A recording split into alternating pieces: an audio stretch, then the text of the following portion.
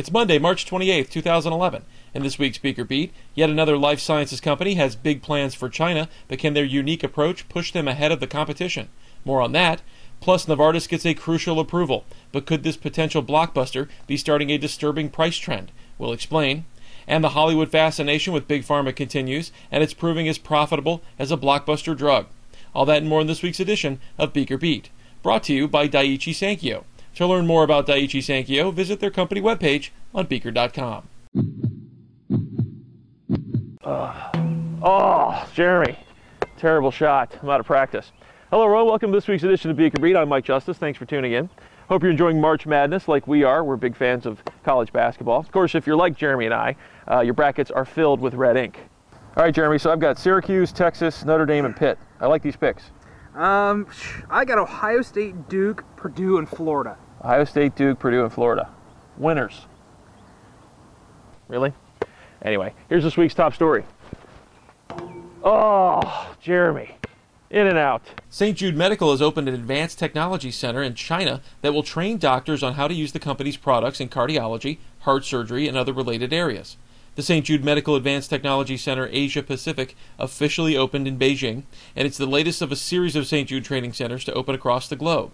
The first was opened in Brussels, Belgium in 2008, and St. Jude broke ground on a manufacturing facility and training center in Malaysia earlier this month. Other centers are planned for Japan, Costa Rica, and the United States. Now, these centers not only provide education and training to physicians, but it primes physicians in the region to use St. Jude products. More than 2,000 physicians from Asia will visit the China Center annually. That's according to St. Jude. Now, this matters simply because of the incredible numbers in China. Heart disease is exploding there, and treatments are largely untapped, so of course many medical device companies want to build their brands there. Heart disease and stroke are expected to kill 7.7 million Chinese over the next 2 decades. Look at it this way. In 2008, the total number of implantable cardioverter defibrillator implants in China was fewer than 700 units. Meanwhile, there are more than 500,000 implants annually in the United States. China has about 4 times the population of the United States. So you do the math. Now, back at home, St. Jude saw its stock soar on the news that a J.P. Morgan analyst called the company's Quadra device, quote, the most important new product in implantable defibrillators in the last 9 years. The company hit a new 52-week high as a result. U.S. approval and a commercial launch for the Quadra are expected in the middle of the year. Oh, Jeremy, I'm laying more bricks than the Great Wall of China. Anyway, tell us what you think about this story or any story that you see in today's show. It's very simple. Click on the orange button below me. A box will pop up. Type in your comment. Send it to me. I promise I'll read and respond to every one of them. And now it's time for you and I to play a game of horse. And I'm going to kick your butt. And when you're done watching BeakerBeat, check out Beaker's blog and find out more about the impact the devastating earthquakes and tsunami that hit Japan are having on the life sciences industry. Plus, learn about a health tech summit that will focus on the effects of healthcare reform on medical innovation. Those stories and more on Beaker's blog. You and me for my Big Mac? First one to miss watches the winner eat. No, donkey. Get in there. Get in. Nothing but net. Ha ha!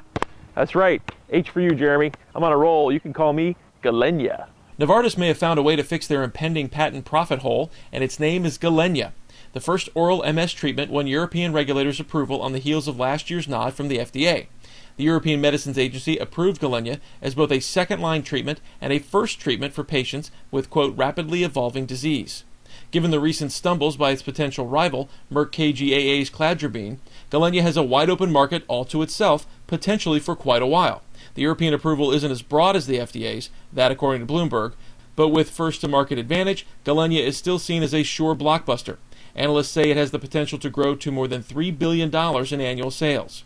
Meanwhile, in the U.S., Bloomberg reports that Galenia's $48,000 a year price tag has inspired price increases in the competition, threatening to put MS meds out of reach for some patients.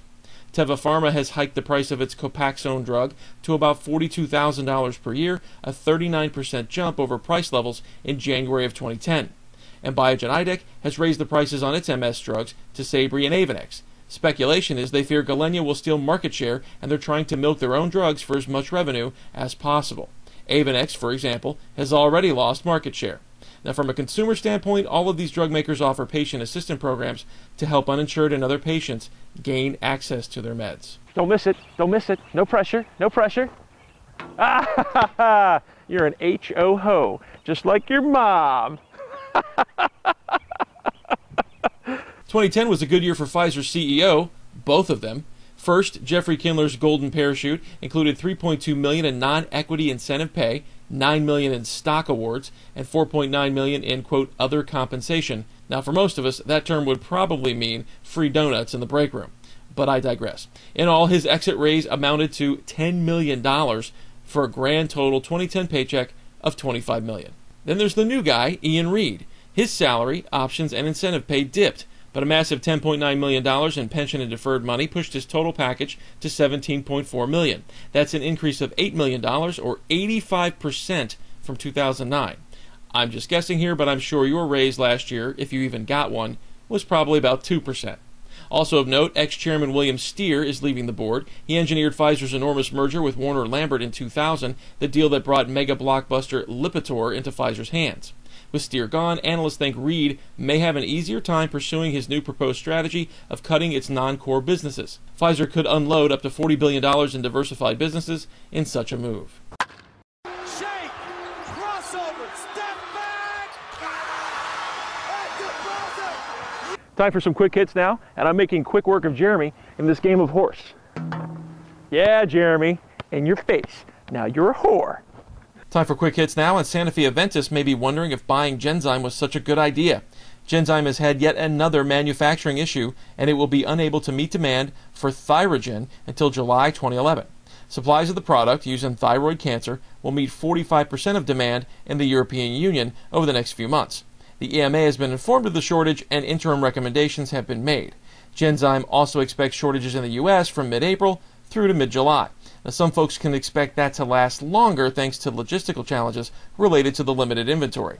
To overcome shortages, Genzyme hopes to obtain regulatory approval for the transfer of fill finish to a contract manufacturing facility. Bayer is the latest drug maker to face discrimination claims from female employees.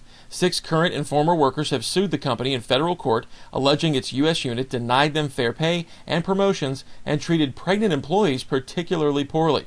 The suit asks for class action status and seeks $100 million in back pay and damages.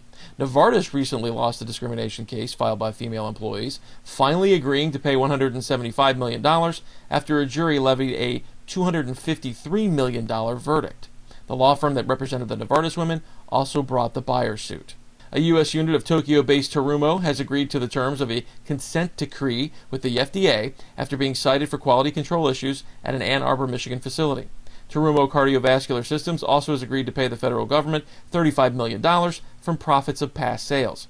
The FDA said it did not order a recall of the affected devices due to shortage concerns. Terumo said it is already addressing the issues, and it is permitted to repair and replace previously sold machines. Pfizer could be on the hook for as much as $2 billion to settle claims that it overcharged Medicaid for the stomach drug Protonix.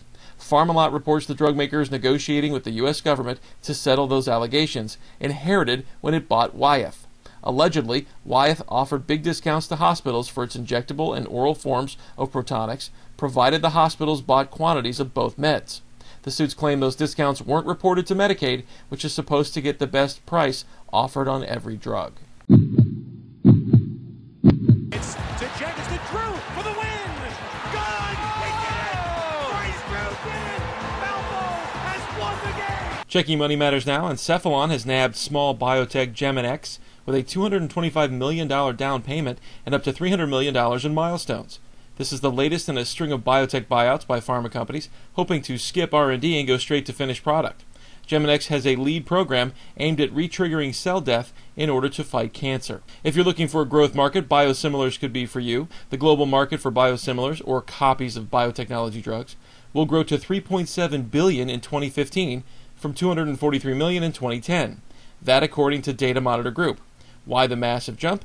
30 branded therapies lose patent protection in that time. Has it knocked away from midcourt. Oh! Oladipo! Oh, another letter for you. You know, if only there was a pill that gave you some talent. sounds like the plot of a movie. Well, I suppose I can help you with that. You know how they say that we can only access 20% of our brain? This lets you access all of it. The pharmaceutical industry continues to be the current hot item at the movie theaters. Following in the footsteps of Love and Other Drugs last fall, a new film called Limitless won its opening weekend box office and continues to do well with moviegoers. The plot of Limitless involves a top-secret drug just out of development from a fictional pharmaceutical company.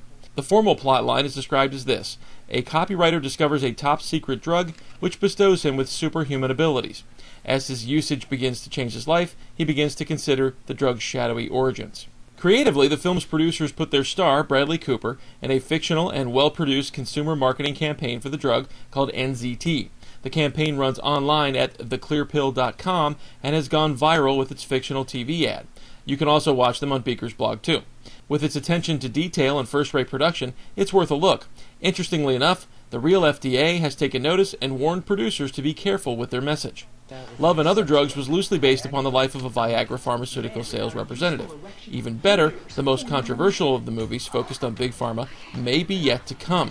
Reese Witherspoon is starring in Farm Girl, described as, quote, the story of a woman who gets a job at a pharmaceutical powerhouse but begins to see the underbelly of the industry as she rises through the company's ranks. That sounds like a blockbuster. Quite frankly, if Reese Witherspoon is in it, I'll go see it. Now, believe it or not, Jeremy somehow caught up to me, and I have to make this shot, or I'm going to lose. So here we go.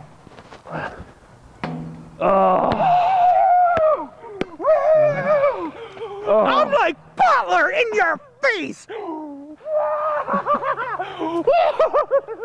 How did I blow that? It's like Duke against Arizona.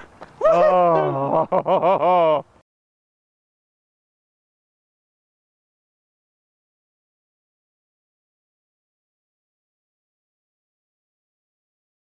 Sit, Beaker. Sit. Good dog. Now, somehow, Jeremy caught up to me. I have to make this shot, or I'm going to lose. Seriously. All right, Jeremy.